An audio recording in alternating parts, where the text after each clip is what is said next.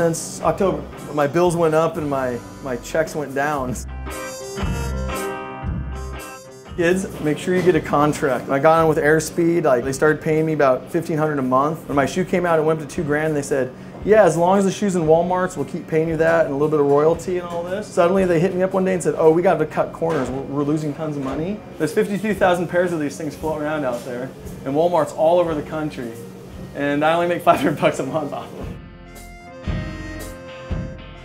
See, that's the thing that everyone thinks. Laban and Ted have taken care of me.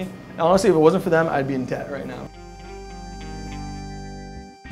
You know, that started happening because I'm really dyslexic and I'd spell things wrong all the time when I'd write emails to people and stuff. So I started just throwing skate in words I didn't know how to spell.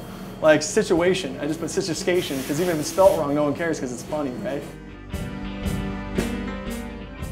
Actually, Eli Reed totally talks like that now. PJ Ladd a little bit. I saw Eli, he's like, yo, Nate, man, I just got mad Eduskated on this spot over here in LA. At first I thought he was mocking me, but then I realized that's just the way he talks now. I was like, dude, Eli, that's rad, you know? And he's like, yeah, dude, he's the only one I know of. Literally, I was in a school that was like one flew of the cuckoo's nest. So I had this one kid in class that would stand up out of nowhere. He'd be like, pancakes, pancakes, and freak out and kick over his table and leave class, and they give him all his drugs. And I think now I would have been dealt with a lot better. And I'm sure there's schools now that cater more to just guys who are dyslexic like us, or like myself, that are just a little bit out there, not fucked, you know?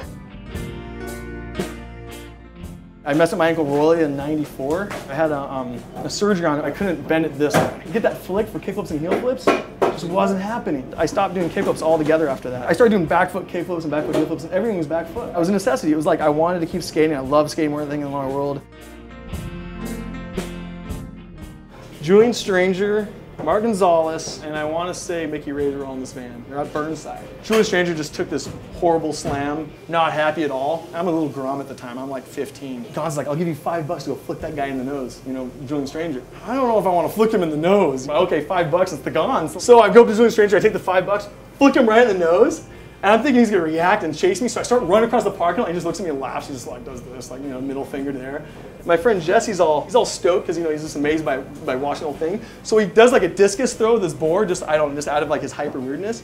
Throws the board, and there's a bunch of pigeons in the parking lot, and it cuts a head off one of the pigeons. And Jesse, in his infinite wisdom, is like, let's bury it at sea. So we take the pigeon corpse on my deck. All of a sudden this cop pulls over because he sees what's going on. He sees that we have a pigeon on our skateboard. I'm like, oh, I got this $5 from this guy who's like a skateboard legend, and then I just like crying, like I felt like Chunk on frickin' Goonies when he got caught by the Vitellis, and the cop's like, all right guys, well you can't litter it in the river. So I put it in my backpack like an idiot. 2 days later I'm at my house, my mom's like, what the hell's that smell? Rotting pigeon corpse in my like JanSport backpack. She freaks out, thinks I need to go see a shrink, right? She's like, we signed you up to see this doctor, you know, like this shrink that's gonna help me because, you know, they're thinking I'm gonna become a serial killer, like I'm killing pigeons and put in my bag, right? So I end up going to this doctor's office and explaining to him the story, and then he's like, writes me off as, you know, don't worry, it's okay, like weird freak accident, and my parents were like, okay, cool. So the Gonz led to a dead pigeon, / cop screw with me, / parents messing with me, / like shrink talking to me. All because Gonz gave me $5.